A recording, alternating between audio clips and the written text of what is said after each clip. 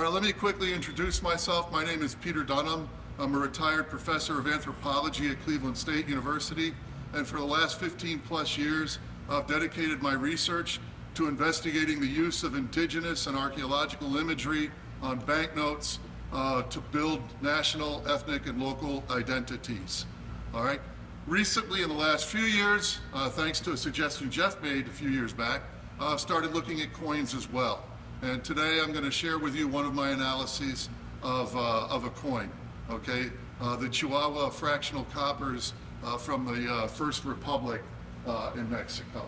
Okay, I'd like to begin by dedicating today's program to a dear old friend, much missed and much loved, made my world and my life so much better. Luz Maria Lucha Cuevas worked at the National Museum in Mexico City. We were friends for the past 40 years and just lost her last year, sadly, on her birthday. Okay. With that said, let's go ahead and dive on into the material. The focus of the presentation today, I'm going to investigate the ethnic and political significance of the native figure, all right, on the copper fractionals of Chihuahua from the First Republic from 1833 to 1856. They feature an indigenous warrior surrounded by a legend that identifies the emitting state and the image as Chihuahua. Derived from the allegory of America, it recalls caste paintings, the Chichimex, the Raramuris of Chihuahua, and it honors the native allies of independence, all of which I will explain to you during the presentation. It essentially recasts Chihuahua as American, not European, okay, wild and sovereign in the wake of independence from Spain. Here is a good example of the coin that I'm talking about. I'll go into the particulars on it in a moment, but just to get you oriented, for those of you who are familiar with Mexican coinage, you've probably seen this class of coppers before. Now let's take a deeper dive now into the coins. All the coins follow the same general model. One side presents a man who looks indigenous, standing on the ground in frontal view, legs akimbo, wearing plumed headdress and skirt, waistcloth or tunic with arms extended, bow in his left hand, arrow in his right, pointing down, which can signal peace, and he's got a quiver on his back. The legend which surrounds the individual not only indicates the issuer, that is Chihuahua, it also encircles and seems to mark the figure itself as an emblem of Chihuahua. The other face to the coin consists of a wreath of leaves that wraps around the denomination in a fraction of a real above the date. Okay, so here comes the deeper dive. You can see the obverse of the coin here with our figure, and the legend surrounding it. You can see the reverse with the wreath of leaves, the denomination, in this case a quarter of a real, a cuartilla, from 1855. Okay, and as we zoom in, here's a better view of our figure. We'll keep zooming in a little bit more. And the distinctive features that essentially distinguish these coins from others are the individual has a feathered headdress, the arrow pointing down, perhaps as a sign of peace, a skirt or a tunic here, a bow, and a quiver. Now, there are some variations among the different issues of this coin, so let's take a quick look at those variations so you'll have a sense of the whole picture, right? And we'll start with the legend. The legend varies only slightly in wording on these coins over the denominations and emissions.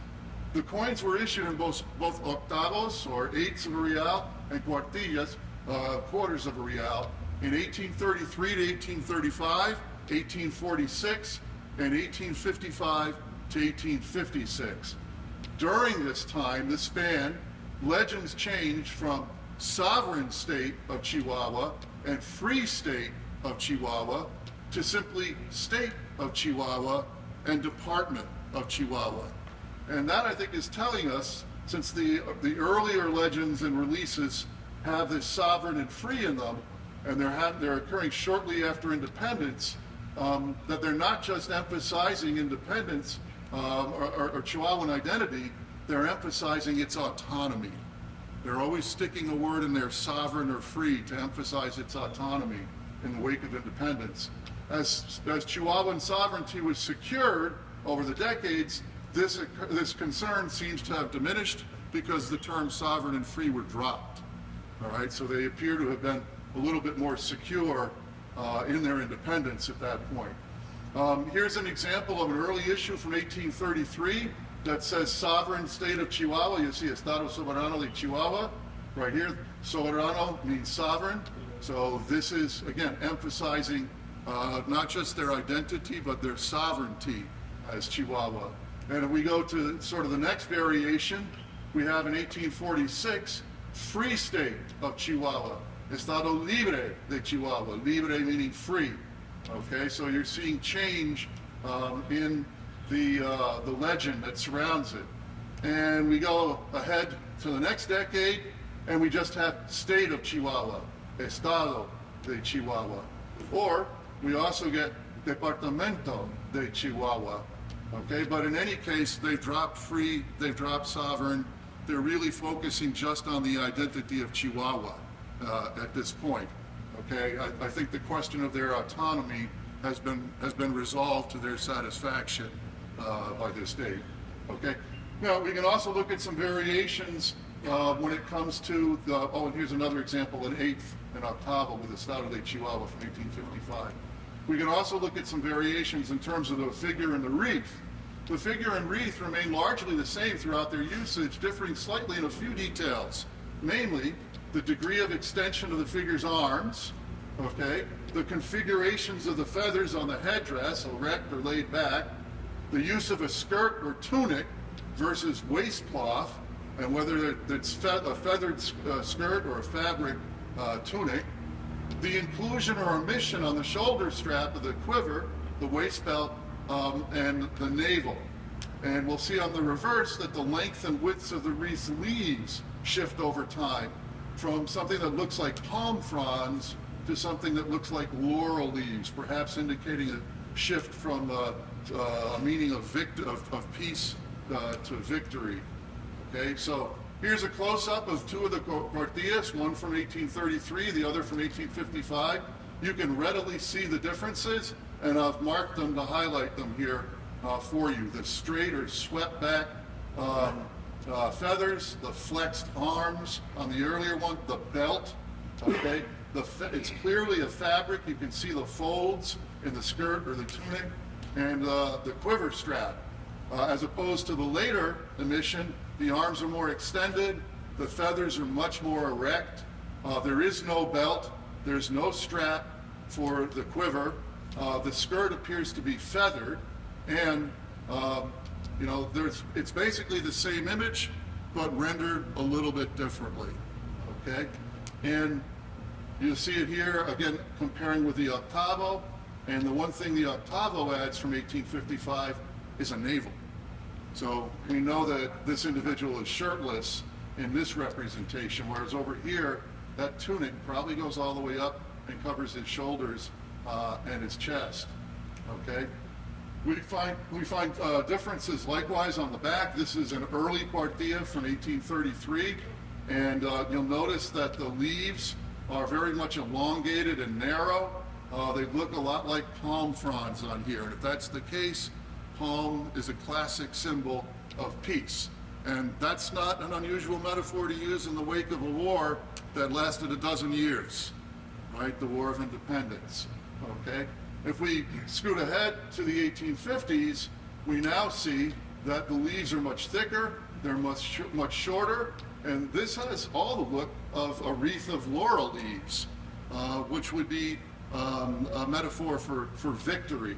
I may be reading too much into these distinctions, all right, but I want to call them to everybody's attention because it's conceivable that these little differences actually had metaphoric meaning to the folks who designed and created these coins.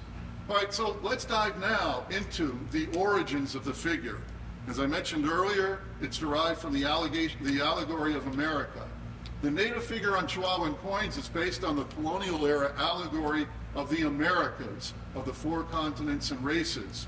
During the 16th century in Europe, the figure of an indigenous woman was developed to personify America. She became the symbol of America, widely used throughout the world in those days, okay? Ripa, an Italian author in 1603, formalized her attributes, like her feathered headdress and skirt, her quiver and bow and arrow in the hands, okay? A masculine version was also elaborated as appears in Noland's 1755 world map. Adopting this image on its coppers depicted Chihuahua as American, not European, and also savage and warlike, as in be aware, any of you who have pretensions against us. Okay? Yes? Here, the liberty symbol is usually associated with the cornucopia. Do you think the thing on the bottom is not land but a cornucopia? If I can get back to that here, I've actually thought about exactly what you're talking about, and I wonder about that. It looks a lot like a cornucopia to me. Yeah. So I think it could very well be a cornucopia. It looks a little better in the earlier stuff, and then later it kind of gets abstracted a bit. Yeah. Okay, so very good observation. Okay, so getting back to the allegory of America, here she is. This is actually the Ripa woodcut from 1603. You're all probably already recognizing some parallels in the depiction. Here are the key points. I'm going to highlight her arrow pointing down, her feathered skirt, okay, her plumed headdress, her quiver with arrows, and her bow. Okay, there are other features here too. We can get into those in the Q&A if you want, but for now, these are the important ones in relation to the Chihuahua cuartillas and octavas. And if we put them side by side, you can see that this is basically a rather crude but fairly parallel representation of what's on the right. And remember, this may not be a familiar image to us. This would have been an incredibly familiar image back then. So putting this on a Chihuahua coin, many people would have made this association. It would have been obvious to them, if not to us. Okay?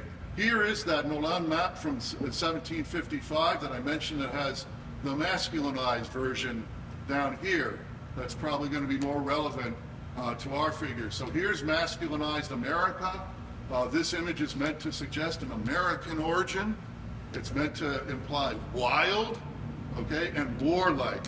And if you're wondering about this identification, those of you who read French, Malmeli, right there, it's telling you this is America, right? So it's directly pointing at the metaphor that's in play on these coins.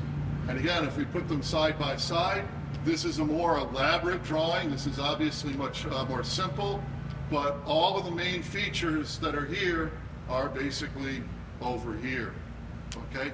Now, how does this get introduced into numismatic media, right, into coins?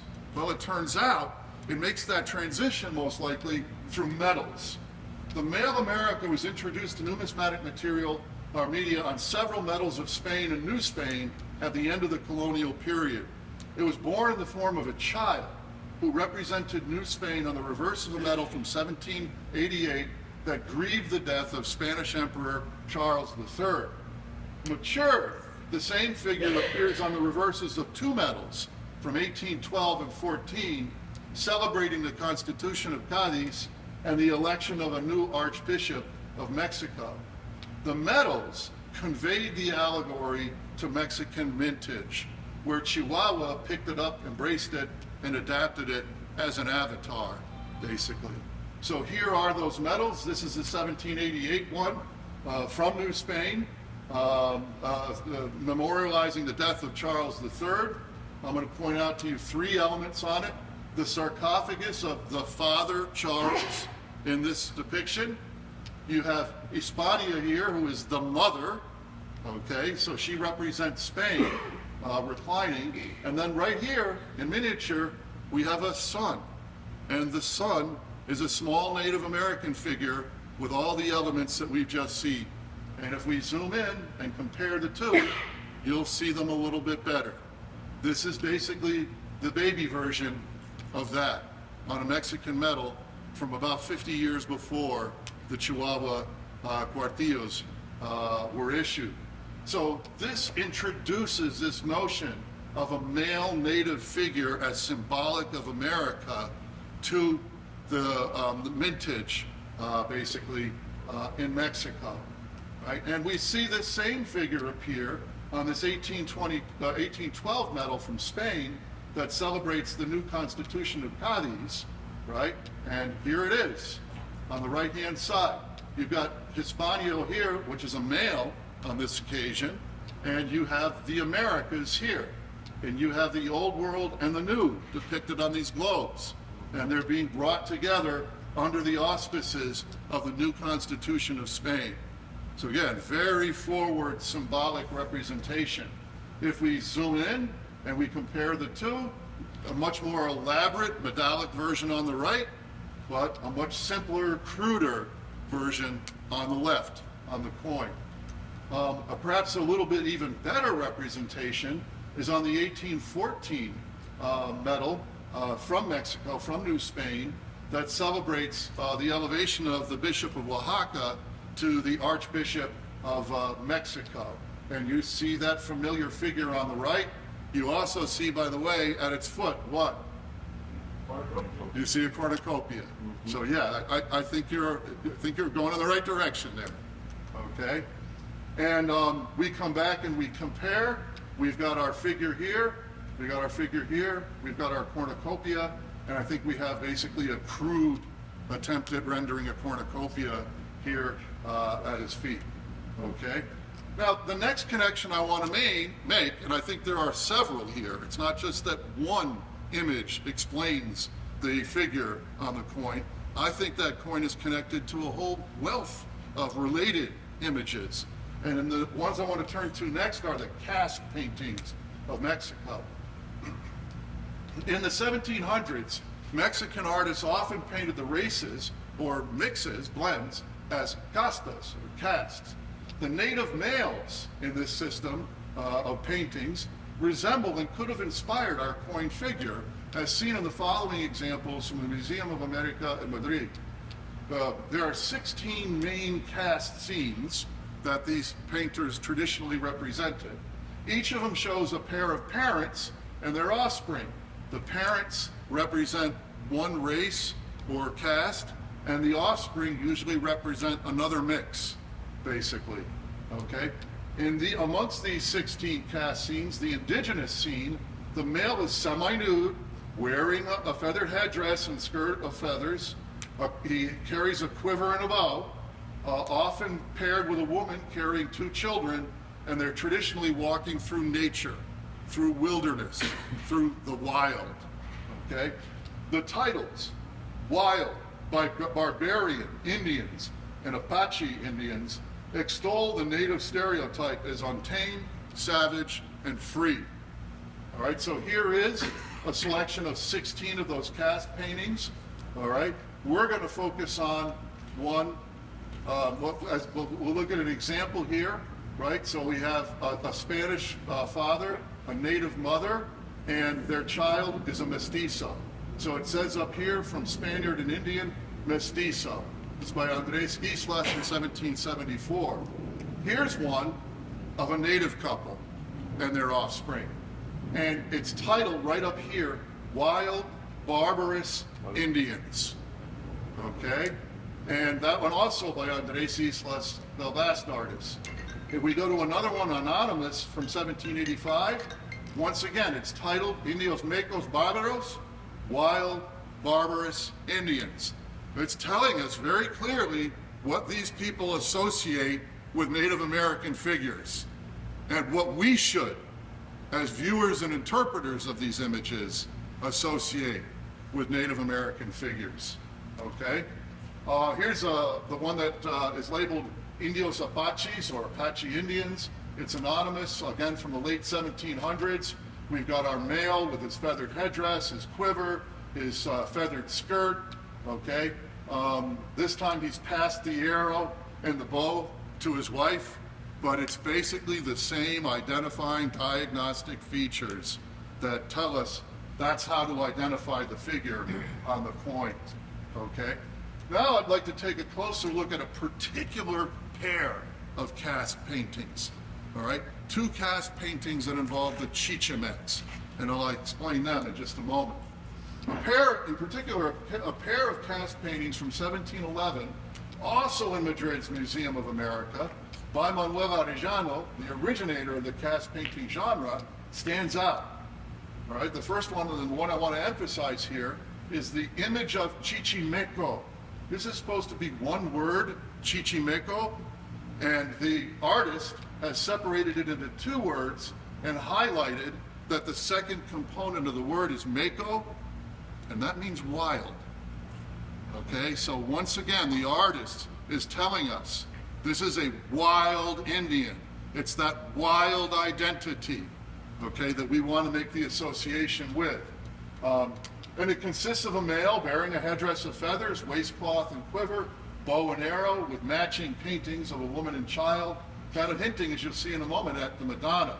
And he even tells us that this painting is of a couple in Parral, Chihuahua. So we now know exactly where these particular native people are from. And they're from the same state that produced the coins. Okay? We continue on. The image recalls the Chichimex, who were the ancestors of the Aztecs. And in 19th century Mexico, the Chichimex were symbolic of wild, savage, and beyond civil dominion. That is to say, independent, a state which Chihuahua had only just realized itself. Okay? So they're emphasizing that wildness, that autonomy, right? Here is the first painting of the male. Right up here it says design of Chichimet man. And like I said, it separates the word into two components and it capitalizes the second one, Meko, which means wild. All right? And again, it identifies this individual as being a native of the area of Parral. Okay? Here is the female counterpart, the other part of the pair rather. Once again, she's labeled as Chichimeca, and the word is separated into two components, emphasizing the second one, which means wild, and we're told that she is a native of the area of Parral. And if we put the male together with her, we basically, in this case, the artist painted two paintings to do what our previous painters were doing in the Costa paintings in one, okay?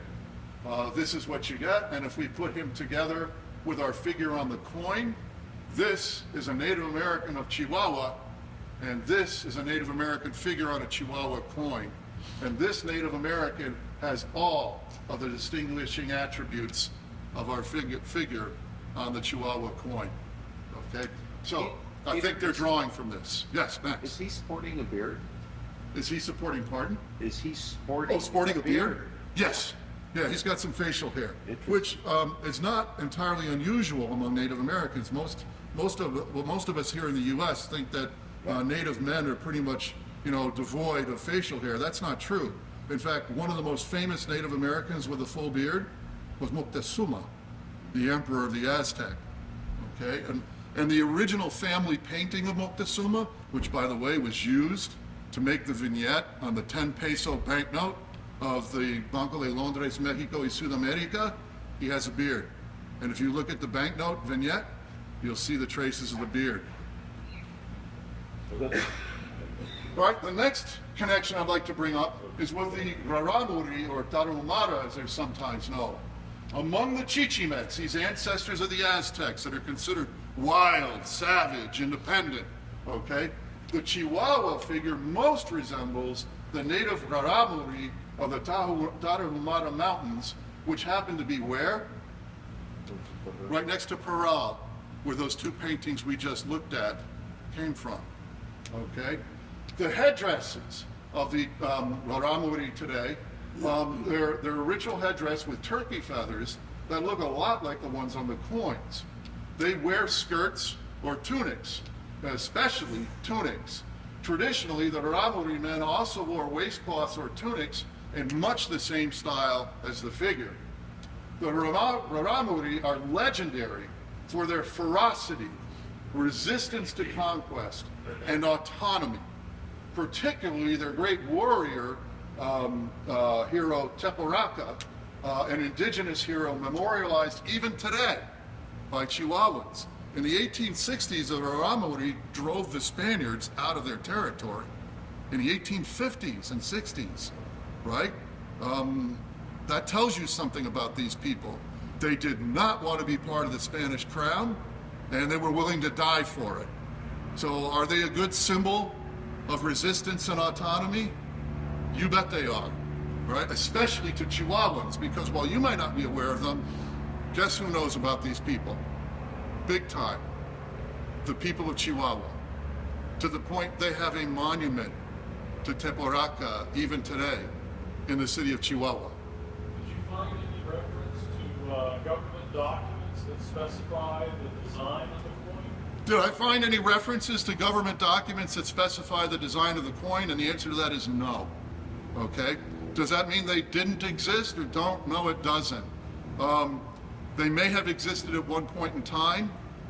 They might not exist anymore. As Simon can tell you, when you look at documents from before the Mexican Revolution, you tend to find big holes in them because a lot of these facilities were looted during the Revolution and a lot of the documents were taken. Sometimes you still find them in archives, sometimes you find them in private collections. Okay? I haven't made a trip to Chihuahua yet. I hope to do that at some point and fill in that blank. Yeah. All right, so very good question. All right, you saw Max's work yesterday where he made masterful use of documentation. Okay, hopefully that documentation does exist. But based on the artistic resemblances alone, I think there's a very strong prima facie case here to make the argument that I'm making. Okay, so here is a close-up of the Cuartilla head on the 1833 coin. If you look at the feathers here, they're erect, not like a traditional feathered headdress here in the United States necessarily. And here are the erect turkey feathers on the ritual headdress of the Raramuri. And as you can tell, this is a photograph. So what's that tell you about that headdress? It still is used today among traditional Raramuri. So it has survived until today. Here's a close-up of that waistcloth, quite possibly a tunic on the same piece. You can see the folds in it here. And I'm going to compare that now with a tunic from a modern Raramuri. And you'll see it's virtually identical to what we just saw on the coin. So I really do think that the makers of this coin are tying in to the Raramuri, who are, at that time, a widely renowned native people in Chihuahua who were, famous for their ferocity and resistance to colonization and the like. Okay? And here is the monument that stands today in the city of Chihuahua, the Teporaka, also known as the Hatchet Man, or the Hachero, okay? The great Raramuri warrior. So he's still commemorated till this day in Chihuahua. So again, while we here in the US may be completely unfamiliar with this history and this symbolism, this was not alien or foreign symbolism to the people of Chihuahua. This was familiar. It resonated with their history, their culture, and their experience, okay? The other group I'd like to bring up here that could be being commemorated on these coins are the native allies of independence. It could also be that the indigenous figure on the Chihuahua coins honors or thanks the numerous natives who sided with the revolutionaries and fought against the Spaniards during the Mexican War of Independence. We often forget Mexico probably wouldn't be free today if they hadn't enlisted, or at least it wouldn't have been free in the 19th century if they hadn't enlisted, hundreds of thousands of natives and Mexicans to participate in the rebellion. Indigenous Mexicans frequently lacked modern arms, but had thousands of warriors, which gave, the Mexican army sometimes an advantage that they wouldn't have had otherwise. Many of these native Mexicans were traditional enemies of the Spaniards. They hated the Spaniards. So it wasn't too hard for the revolutionaries to co-opt that hatred. against the Spaniards and make common cause with them.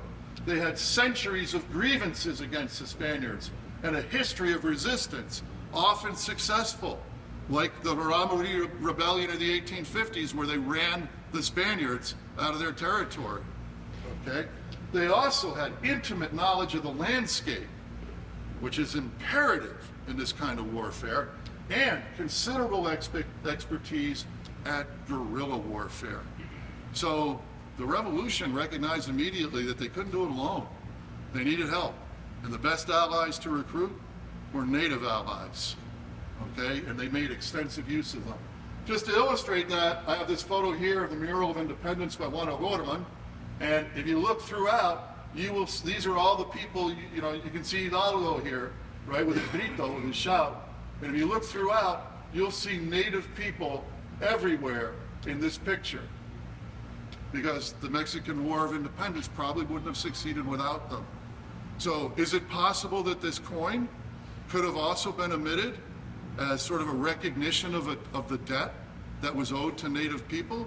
I think it's very conceivable. I think it's especially conceivable when you consider the nature of the coin, okay? Indigenous coinage. The use of the native figure on fractional coinage may not have been an accident, right? Such low-value coins would actually have reached the modest hands of the very same indigenous people that they portrayed. Those reales that we often look at in silver probably never got in native hands. These coins probably did.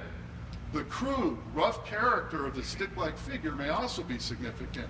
The Chihuahua Mint had access to more refined production, as attested to by its high-caliber 8 reales silver coins. The Mint may simply have been unwilling to invest similarly in copper fractionals because they were going to the Native Americans in part, okay? Or it may have just simply preferred the simpler, more iconic, cartoonish character. That simple character might have been thought to be something more accessible to the indigenous populations who may have been using that coin. So to contrast, here we have examples of the fractionals, both the octavo and the cuartilla, and they represent native figures, and they're probably being used by the very same native people that are depicted on them, which is, I think, a kind of beautiful point of irony here. Yes? What was the time frame of the chieftain Teparock, the Raramuri? 1650s. Okay, so it was previous. So Yes. It seems like this could be a tribute to him specifically. Yes, it could be. That's why I brought him up. It could be. It could definitely be a tribute to him. Okay? So, these coins depict natives. They almost certainly ended up in the hands of natives, all right? And we can contrast them. All right, here's a close-up of our figure. We can contrast them with the 8 reales coins, right? I mean, they're smaller, but they're absolutely gorgeous. But look at the strike, look at the design, look at the finish on them, right? This is a much more, and I mean it literally, polished coin than the one we've just been looking at. So, did the Chihuahua Mint have access to the ability to issue coins like this? Yes, they did, but they did not when it comes to those coppers, right? And that may have to do with the fact that they weren't simply willing to invest in coins that were going to circulate widely among Native Americans, okay? And of course, if we look at the other side, you see the Liberty cap here with Libertad, the resplendent rays, clearly a metaphor for the birth of liberty here, basically, okay? And a closer view of the backside, you'll recognize that image every day of the week, right? I want to point out a last couple of associated images here to you. All right, the Chihuahua figure is related to another on medals and coins from San Luis Potosi. I call her Madre Mexica. I've spoken about her here before. She appears on a medal and fractional coppers from San Luis Potosi during the same First Republic period between 1828 and 1862 when the French invaded. Okay, indigenous Mexica, or Aztec specifically, she is again derived from the allegory of America, right? She's seated on a pedestal wearing a huipil, their traditional gown, and plumed crown with Aztec sword, or macuahuitl, quiver, and arrow topped by a Phrygian cap of liberty. with the surrounding legend of Free Mexico above, she's marked as Mexican Liberty. So here is our coin, the one we're focusing on. Let's flip and take a look at the one I'm comparing it to. You're seeing here the female version of the Americas, only she's being labeled as Mexico. How do I know that? Well, in her left hand, she has this macuahuitl. That's the Aztec sword, okay? It marks her clearly as an Aztec or an affiliated group. And she's wearing a huipil. And if you take a really good close look at this coin or the medals that are, virtually identical to it, you can actually see the embroidered designs on the huipil. And absolutely gorgeous, breathtaking coin, okay, and metal, right? So basically what we've got here, if we compare them, is a male version on the left, and we've got a female version on the right. I'd also point out that she's holding the arrow up. She's holding the arrow up, right, because the fletching is on the bottom, right? For the Liberty Cap. And she's covered it with a Liberty cap. Exactly. I mean, these allegories have so much going on in them. We often look at them really quickly and we don't think much about them, but if you just stop and take a moment and start to look, these were carefully crafted and composed. I mean, they're absolutely beautiful pieces of symbolic communication, okay? And so they're both derived from the same allegory of the Americas. Our Chihuahua piece is the masculine version, and our San Luis Potosi piece is the feminine version. The transition between the man to the woman with the Phrygian cap has to do with some European influence back. Yes. Yeah, these allegories were all basically given birth to and crafted in Europe. So they're heavily under European influence. That's what Hilton was asking about, was the role of European play and symbolism in making them, yes. There were a lot of European instructors at the College of Arts in Mexico City. San Carlos, Yes. the Academia de San Carlos. Do we know that any of these engravers at this time frame in Chihuahua were trained there? Almost certainly, okay? Because the founder of the Academia de San Carlos, the Royal Academia de San Carlos, the Royal Art Academy in Mexico City, was a Spaniard who came to Mexico around late 1770s, I think. Okay, Jerónimo Gil, right? He founded the academy. He was an engraver himself, and he taught engraving at the academy. So these coins, like the San Luis Potosi coin, the engravers, the artists, were probably San Carlos trained. Yes, very good question. And the cornucopia back, right? Yes, and she's got her cornucopia right there, okay? So you can see all of these pieces come together, right? They're part of a complex, essentially. The last comparison I want to make is to a coin that's gonna basically potentially ring a little bit more familiar to you. This is part of a Pan-American development back then, not just in Mexico. The Mexican figure forms part of a trans-American phenomenon that involved recently independent countries from north to south. A similar figure adorns the Excelsior State Copper from New York in 1787, right after our independence, all right, in the wake of independence. It bears a plumed headdress, skirt, bow with quiver, plus in this case a tomahawk in the right hand, and he is also based on the allegory of America from the colonial period, all right? It's surrounded by the legend Libertatus Libertatum Defendo, or born free, I defend liberty.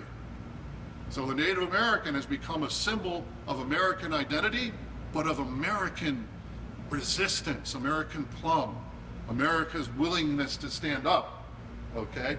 Now, again, affirming that the Native figure signals ferocity and autonomy. The exact same kind of figures appear at the same moment in the wake of independence in Costa Rica and in Colombia, and you can see them on medals in other countries as well. So this is a trans-American phenomenon that Chihuahua is just one part of, basically. All right, and here is our Chihuahua coin again. just to keep the figure familiar in your mind.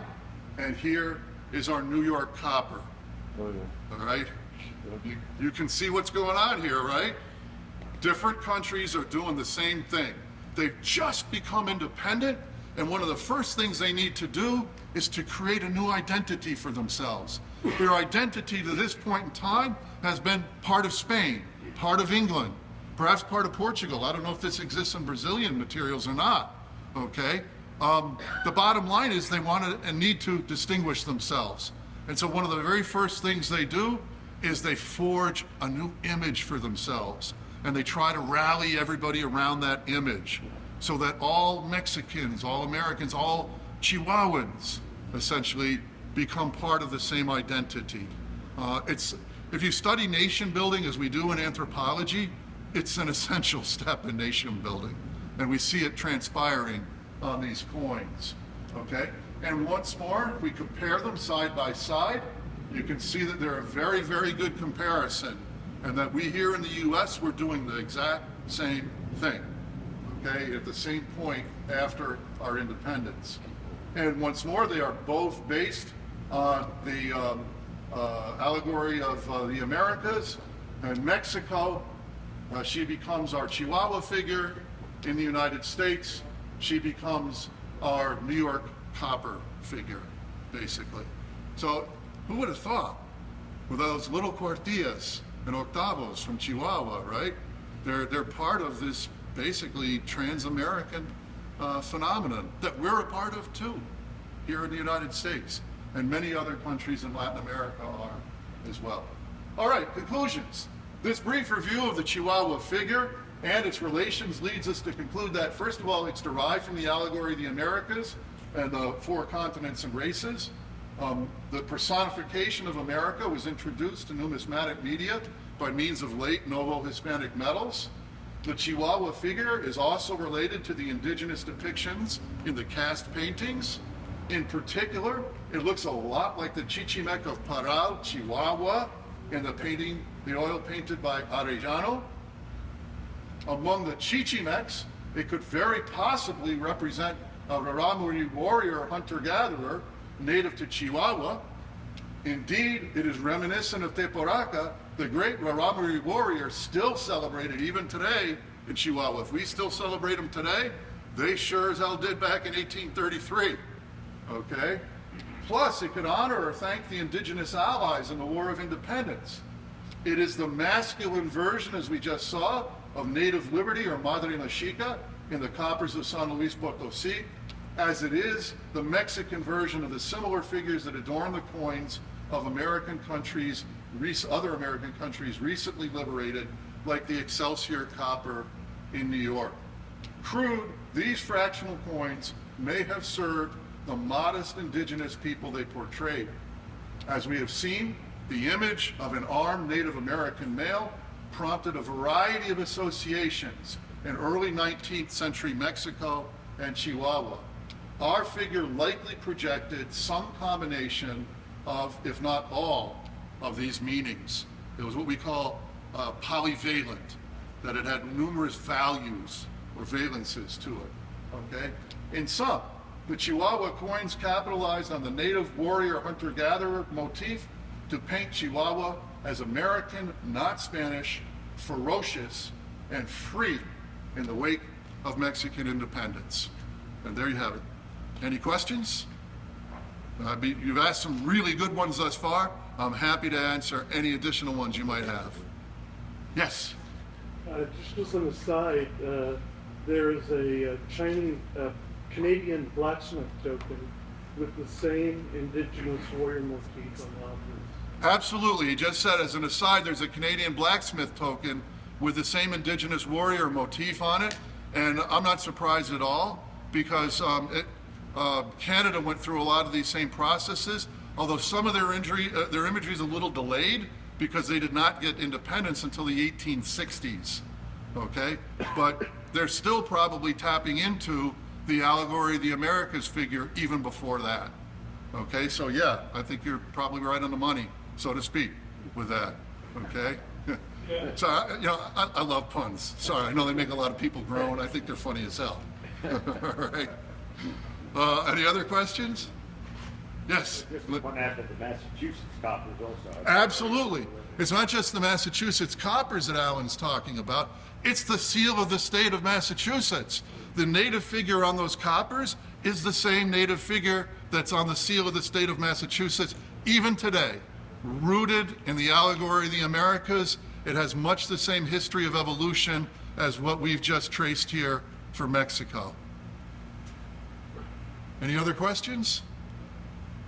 All right, I've got a bonus presentation for any of you who are interested, not as long as this one, okay? It's about the photographs of William Henry Jackson. I don't know if you're aware of him. Great wilderness photographer in the United States in the late 1800s.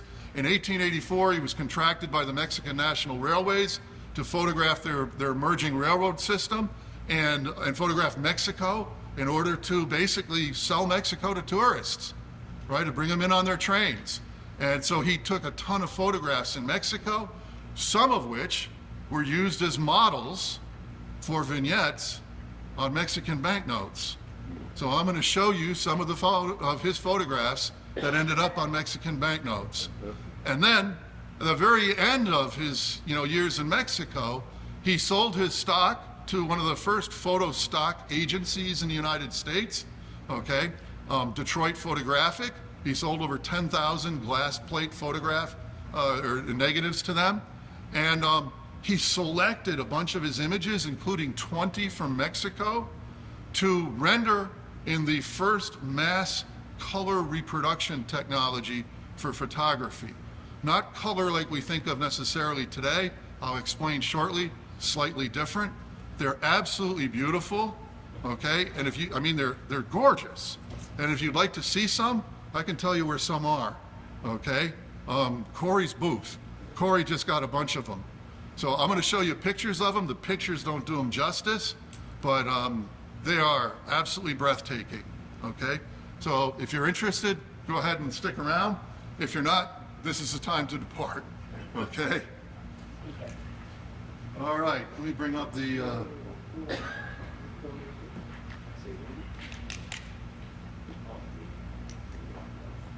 it is.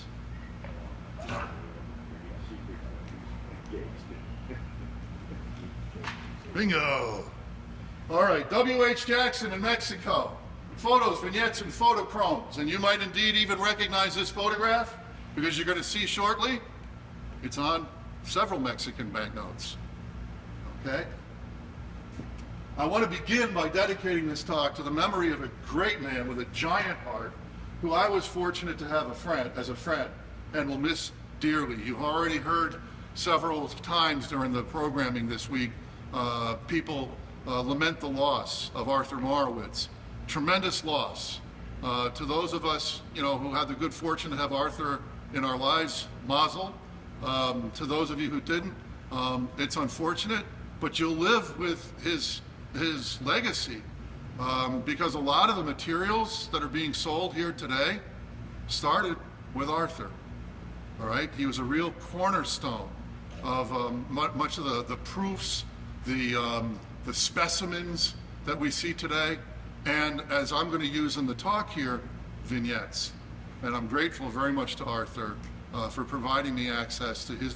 He has the vignette archive, or had the vignette archive of the American Banknote Company, and so I've benefited from having access to that thanks to Arthur.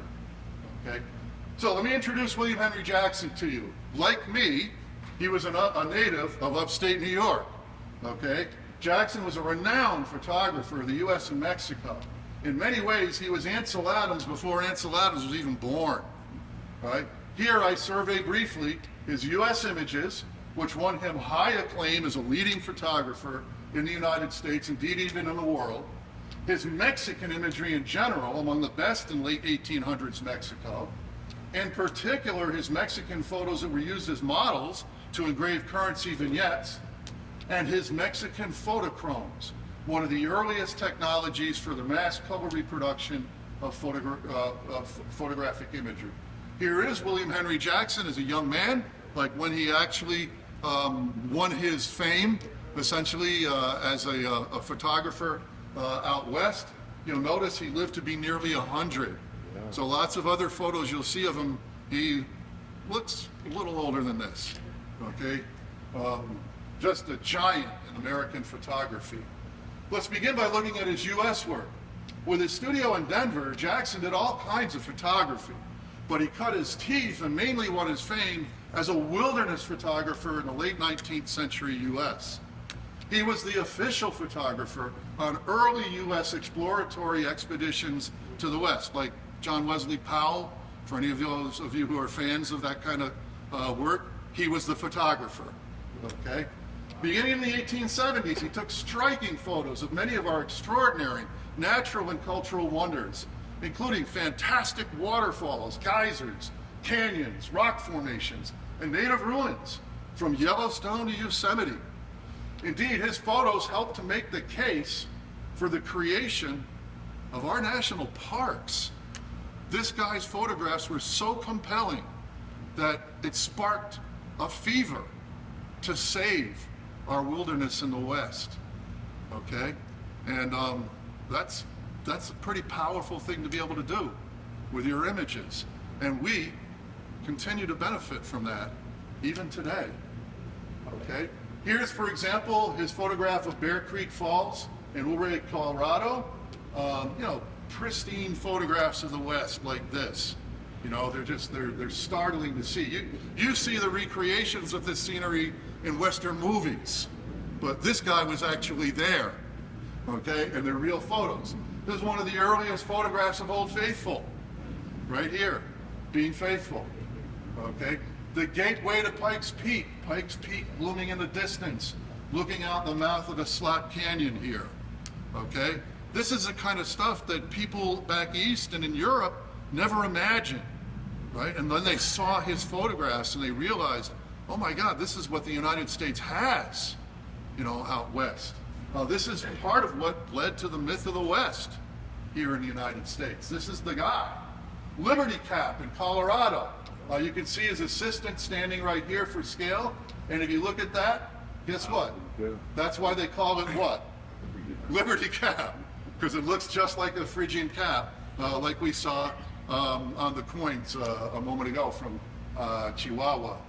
All right, so you can really get a good feeling for the power of his imagery. Here's a Pueblo or Anasazi ruin from Mancos Canyon in Colorado. You know, it's hundreds of feet up the cliffside of the canyon. Sites like this oftentimes weren't found by others, you know, for 50, 75 years after he found them. You know, this is an extraordinary, I'm an archaeologist by training. This is an extraordinary find in the 1870s to find and photograph something like this. And when you see a photograph like this, do you know what cameras looked like back in the 1870s? That's right, they were like this. And he's shooting on glass plate negatives. They're 8 by 10. So he's got to haul that big camera all the way up the side of this canyon without killing himself. And he's got to haul pounds and pounds and pounds of glass plate negatives to take these kinds of photographs. Pardon? Without dropping them. Yeah, without dropping them, exactly. You know, so that tells you something about the kind of intrepid explorer he was himself. He was an explorer of photography, right? Now let's look at his Mexican corpus, the body of work he produced in Mexico. Jackson eventually turned his lens towards our southern neighbor Mexico, producing a large body of early Mexican imagery that earned him similar regard across the border. His successes in the U.S. West won him contracts taking photos for the emerging Mexican railways and other concerns in Mexico, starting in the mid-1880s. He shot the wealth of natural and cultural marvels in Mexico, like he did in the U.S., from spectacular scenic views to national landmarks and daily life to traditional, typical Mexican characters.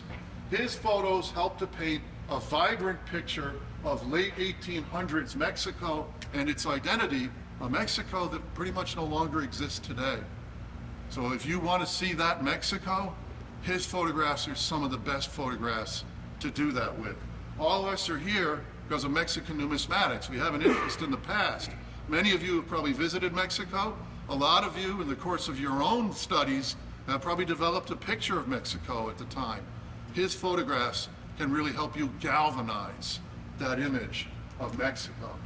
All right, so for example, one of his railway photos here, typical Mexico railway station. Doesn't seem anything, out of the world to us, but remember, we're talking 1880s Mexico. They're just building their first national railway system, right? So this was like, the space shuttle to our generation, basically, okay? We move on to a landscape photo, the Barranco Blatos in Jalisco, just outside of Guadalajara. Again, capturing the immensity and the majesty of Mexican scenery like that. And this is just one example, okay? The Salto de Agua, and, the fountain in Mexico City. Many of you have probably seen pictures of this. Perhaps you've even stood by the replica they now have in its place. They had to take the original and put it in a museum because the acid rain of Mexico City was eating it. So if you go there and you see it today, what you're seeing is actually a replica that was made of it.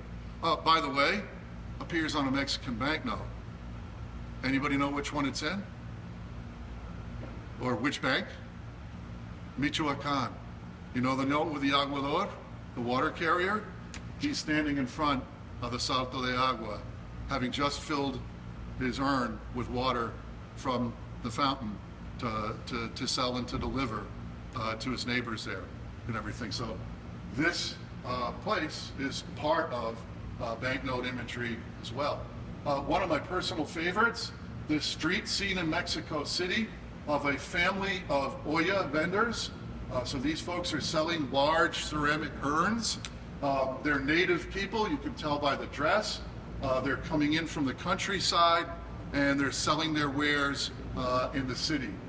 You can see a gendarme here in the back and what looks to be a local businessman here as well. This is a scene you would have seen on many of the streets in Mexico in the 1880s and 90s. Not something you're likely to see again unless you look at a Jackson photo or a Briquette photo, what have you. Another one of my favorites is his tlachiquero. The tlachiqueros were the native people in the countryside who went around to the agave plants and sucked the agua de miel, the sweet water from the plant that was used to make pulque, the great beer of Mexico. So the entire beer industry of Mexico was built on the backs of these tlachiqueros. They're an absolutely typical traditional character in 19th century Mexico. Of course, pulque has largely been replaced by modern beers. There are very few tlachiqueros out there practicing their trade anymore. Now, when I first started working in Mexico in the 1970s, you could still find the occasional pulqueria, and so we would go and, have our pulques and everything. I haven't seen a pulqueria since I don't even know when. It's probably been at least 40 years since the last time I saw one. So classic Mexican image. So he brings this wealth of imagery to bear, or I should say others bring this wealth of imagery that he produced to bear on Mexican banknotes and their images. So Jackson's photos of Mexico proved so iconic and Mexican that some were selected as models for the American banknote company vignettes, including his shots of the cathedral in Chihuahua, the template for a vignette that adorned the bills, several bills, of the Banco Mexicano in 1888, literally edifying Chihuahuan identity. It's another, we just saw Chihuahuan identity expressed as a Native American figure on a coin. Here, it's being embodied in the form of the parroquia, or church of Chihuahua. Okay, I'll show you in a moment. The Aztec calendar stone. His photo of the Aztec calendar stone may be the source of a vignette that was used from around 1900 into the 1970s on the notes of multiple banks as a national emblem of Mexican identity. Fewer vignettes are more famous. And a sugar mill in Cuautla, Morelos, was adopted as a central vignette on a note of another country. Do you know which one? Simon, do not answer that question. He does. All right, I'll show you in a moment. So let's take a look. Here is our Cathedral of Chihuahua. This is his original photograph of it right here. This is the photograph that was used for the American banknote vignette that's on the Banco Mexicano notes of 1888. All right, and if we zoom in a little bit closer, we'll get the view that was actually used on the banknote vignette. They edited a little bit. They dropped this post here. They dropped the horse rider over here, but Oh, yeah. that's the photograph right there. So William Henry Jackson, the author of a great vignette from Mexico, right here. Okay. This is, by the way, one of the die proofs that Arthur so graciously provided me with for my research. When I got this from Arthur, this presentation was the one, you know, as part of what I was thinking of building, essentially, and that was several years ago. So thanks again to Arthur for his generosity. Okay, and here is the back of one of those banknotes from the Banco Mexicano, and it's not just on one.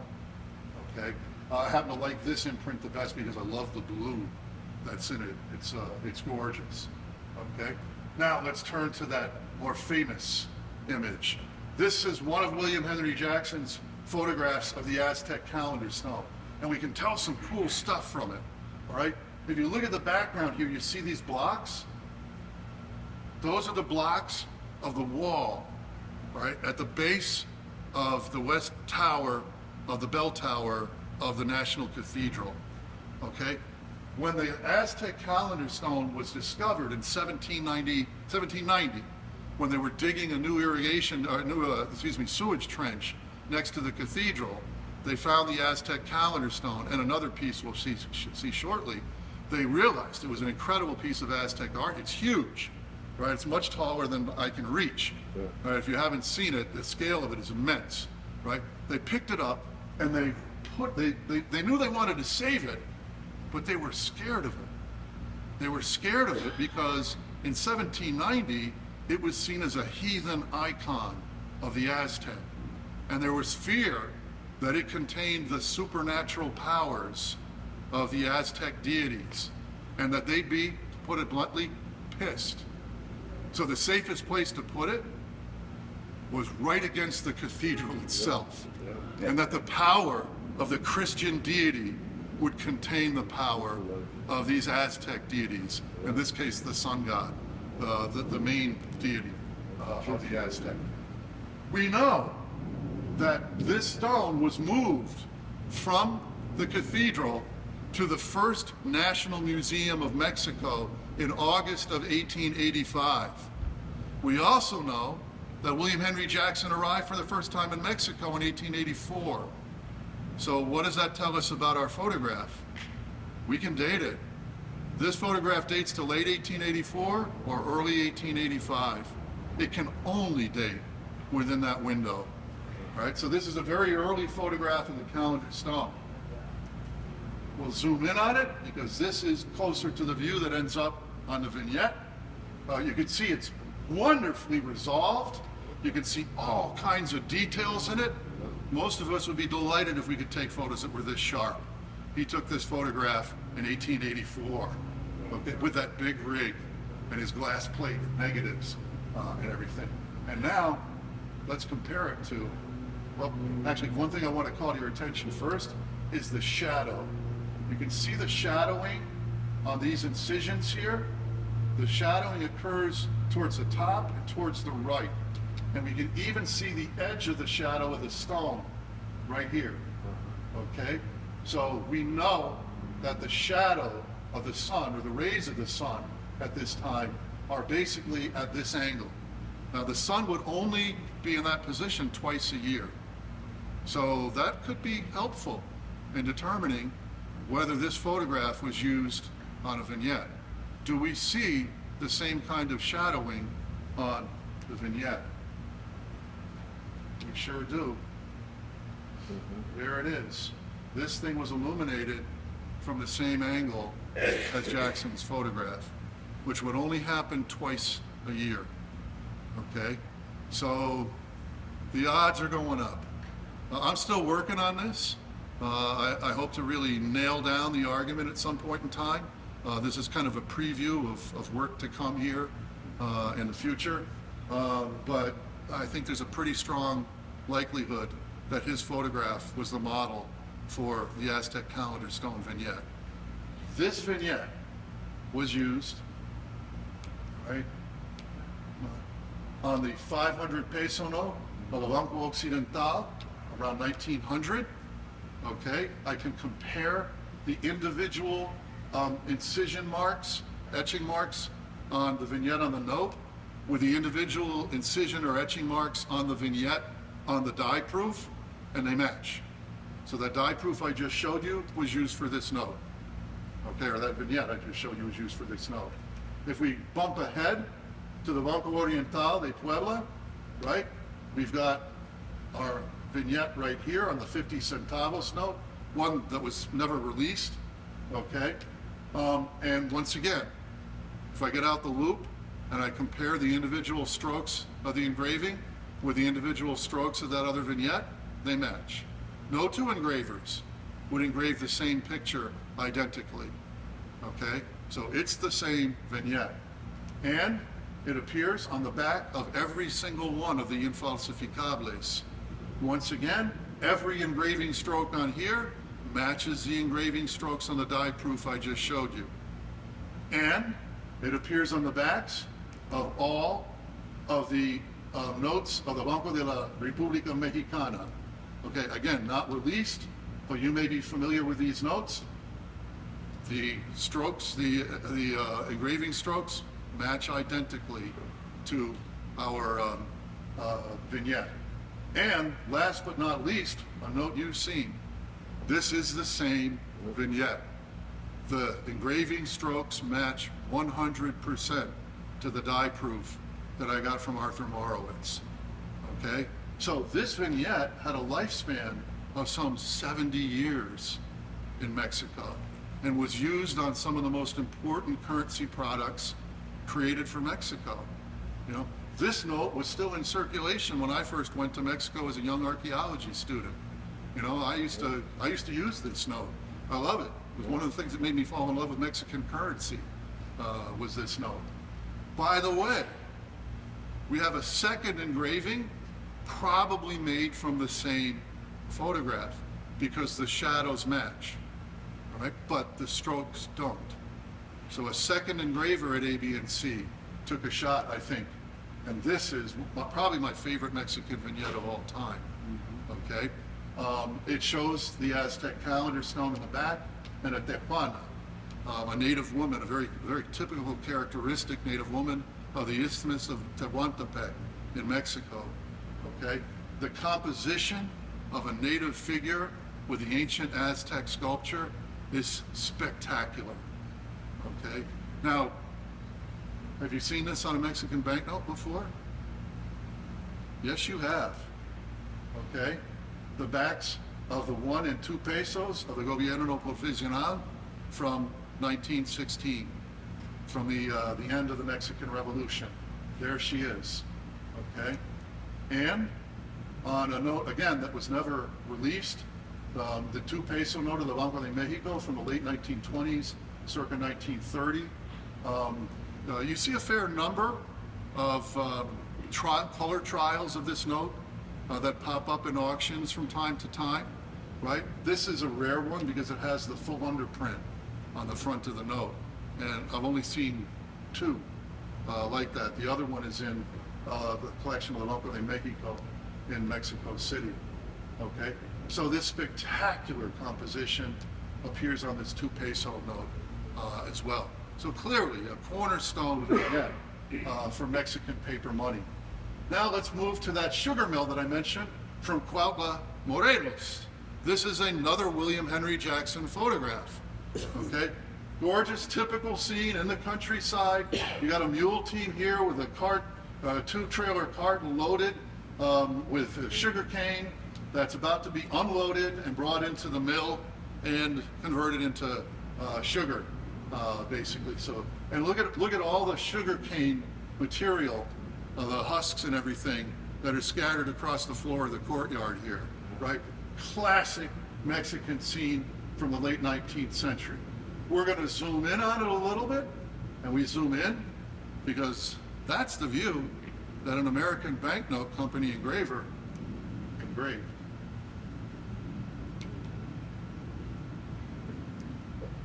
All right.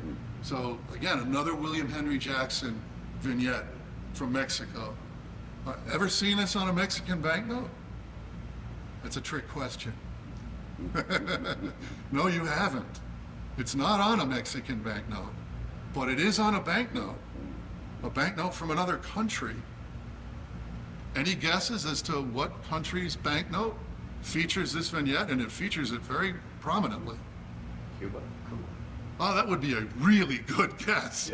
You know, the Cuba was the guess up here in front. And man, you know what? If I didn't know better, I would have said the same thing myself. Okay?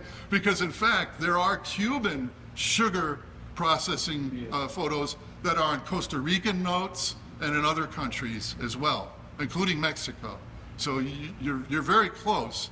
It was a good try, but it's not the right one. Okay? Guatemala. Not Guatemala. Dominican Republic? Pardon? Dominican Republic? Not the Dominican Republic. We could probably keep this up all day. There are about 200 nations on Earth. All right. Is it an island country? It is an island country, and it is not itself in the Americas. Jamaica? No, that would be the Americas still. It's Caribbean. No. It's pretty close to home in a different way. Hawaii. Hawaii.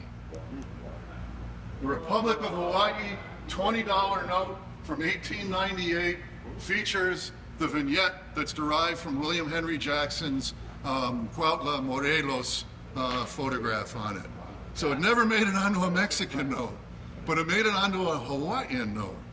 We could say, since Hawaii's part of the United States now, that it actually made it onto an American note, although at the time Hawaii was not fully an American possession as it is a state today.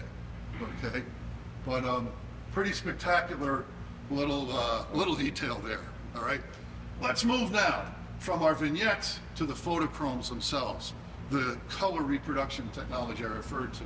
In the late 1890s, Jackson sold all of his stock to Detroit Photographic, a stock photo house, and rendered a number of his images as warm, luminous, multicolored photochromes.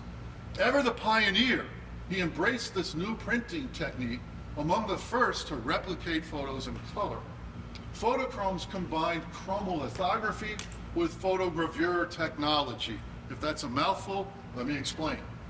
High resolution photogravure, or engraved steel plates, were created for each color and overprinted on the same sheet, which was then varnished to a glossy photographic finish. The effect is, to say the least, eye-catching. All right? So I'm going to give you an example of one of his Mexican photos that he turned into a photochrome. This is his Mexican cart, probably from the 1880s, maybe the 1890s, and it was photographed in Chihuahua. It says right here, Mexican Carreta, Chihuahua. Okay? Now I'm going to show you the color separation process. All right? So different color versions of that image would have been produced and then overlaid. So here's the blue tint, which would be used for the skies. Right? Here's the green tint that was used for the vegetation. Here's the brown tint that was used for the cattle, the oxen, which kind of look like they're moving right now with the swaying of the screen in front of the air conditioner. Right? And then here's the yellow tint, which added to the brown tint, created the color of the soil that you'll see in a moment. And when we bring them all together, we get our photochrome. And here's a color photo image, basically, of the Mexican cart from Chihuahua. And then, when it's varnished, it brings that color out even more and gives it that glossy finish. So there's a subtle change you see here, but that's basically the effect brought on by varnishing material.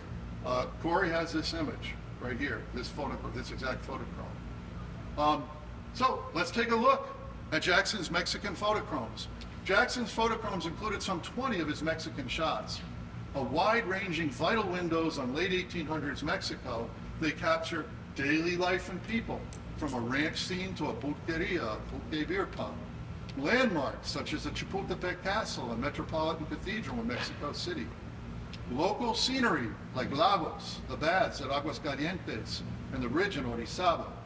Scenic vistas from the Huanacatlan Falls to the towering volcanoes Popocatépetl and Iztaccíhuatl. And even archaeological treasures, including our Aztec calendar stone photograph. Okay? So here is his Mexican hacienda in color. Now these were produced between 1897 and 1899 from photographs that were taken in the 1880s and 1890s. These are historic photographs. Okay, this is really the first effort to mass reproduce photography in color, right? And these Mexican images of Jackson were part of that. Here's his pulqueria. Absolutely spectacular scene, right? Here's the pulqueria in the background, the folks on the street, you know, kid, dog.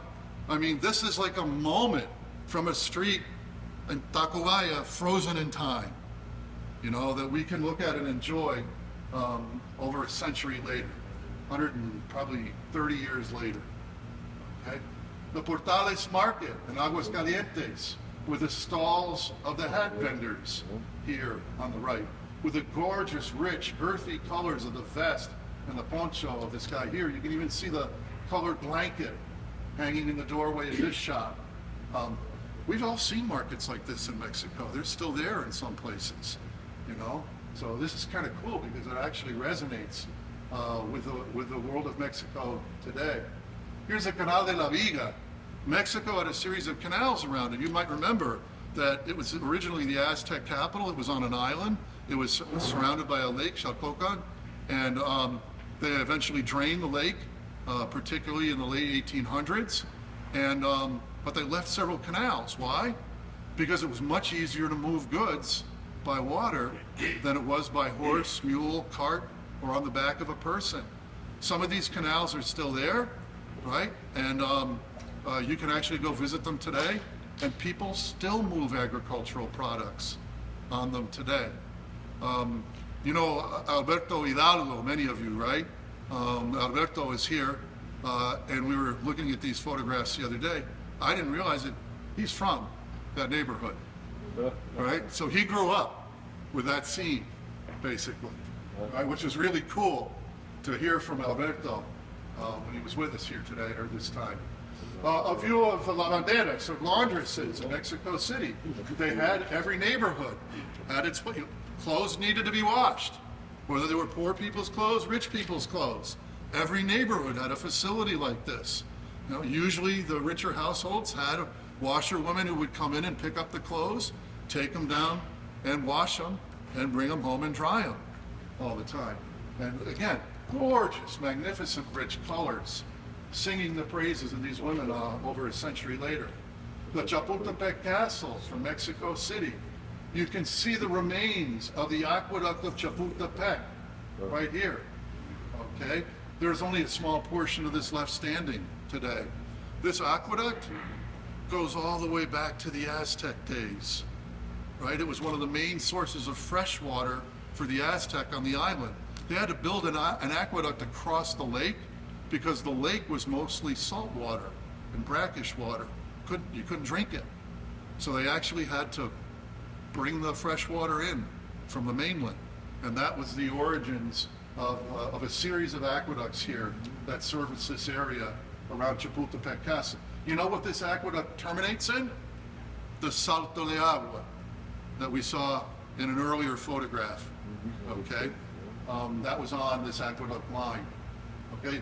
The Metropolitan Cathedral of Mexico City, right on the Zocalo, the main square. This is what it looked like in 1884 or 1885. How do I know this photograph was taken in 1884 and 1885? Pardon? Cars. How many stairs are left? He was there.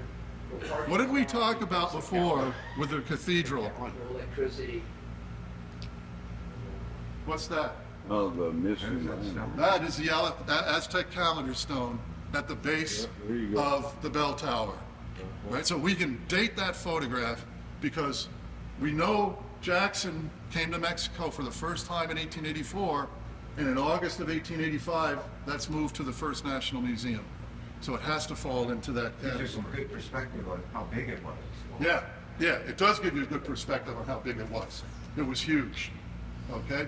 Of course, the tree of the Noche Triste, or Sad Night in Popotla, where Cortez sat and wept when he was driven out of Mexico City for the first time by the Aztecs.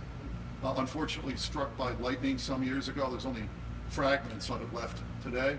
Our cathedral in Chihuahua, and once more, if we zoom in, the photochrome photo is made from the same photo that the vignette was made from. So you have the photochrome, you have the photo for the vignette. The cathedral and a view of Lagos in Jalisco, great countryside scene here, absolutely beautiful. The hot springs pool and bathhouses in Aguascalientes, hot water, hot springs basically is what the name of the town means. And this is what the town got named for, right here, in gorgeous color. The bridge in Orizaba that I mentioned earlier, the Guanacatlan waterfalls in Jalisco, unfortunately, they don't run too much anymore because most of the water's been hijacked for agriculture and for use in the city of Guadalajara. But this is a view of what they once looked like. They were called the Niagara of Mexico back in the 1800s. Okay. Iztaccíhuatl from Ameca was one of the great volcanoes in Mexico. The other great volcano, Popocatépetl, also from Ameca. A view of Popocatépetl from the plaza in Ameca. Again, gorgeous colors. Our Aztec calendar stone at the base of the cathedral. This is the same photograph we saw before, only they've masked out the stones of the cathedral, highlighting the Aztec calendar stone itself. Okay, we zoom in. This photograph on the photochromes is the same photograph that was used for the vignettes.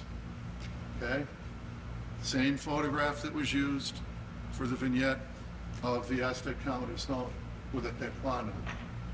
The Aztec stone of Tisac, a very important Aztec sculpture. Again, in the National Museum around 1885. It remains in the National Museum today because it's such an important piece of Aztec sculpture. Closer view. This same photograph was reproduced on postcards and all kinds of other media. Coatlicue, who is the Aztec mother of the gods. She's kind of a macabre figure. Her head is composed of two profile serpent heads facing each other, creating a single head with fangs, eyes, and tongue. She wears a necklace of human hands, hearts, and a skull. And her skirt is rattlesnakes. In fact, her name, Coatlicue, in Nahuatl, means serpent skirt, basically. Right?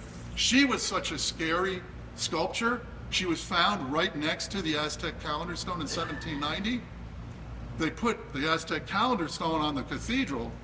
They took her to the Academia de San Carlos, the art school, and they reburied her because they were terrified of her, right? So these are spectacular images. Conclusion, a gifted and prolific photographer, William Henry Jackson, turned out to be an important image maker for Mexico, Mexican paper money, and photography in general. Famous for his photos of the U.S. West, he produced a similarly impressive body of work in Mexico. Some of his images were employed by the ABNC to engrave banknote vignettes from Mexico and beyond, Hawaii. Perhaps even the long-running Aztec calendar stone vignette. A number of his Mexican photos were reprinted as photochromes and early and appealing color reproduction technology. And if you're a true Mexico fan and you want to see the photos that were used on the vignettes, I urge you to ask Corey if you can take a peek at his photochromes over at the World Numismatics table. They're right in one of the cases there. Okay, I've got some acknowledgments and then I'm done. I'd like to thank the family and friends for their help and support, and in particular Arthur, who gave me the proofs of the vignettes that you saw in the presentation, Julie Cardozo and Peter Bernardi of Christopher Cardozo Fine Art in St. Paul, Minnesota, who first introduced me some years ago to Jackson's Mexican photochromes, and Corey of World Numismatics, who took and shared with me the photos of his stock of Mexican photochromes that I used here. That's it, gang. Done. Thank you for sticking with me.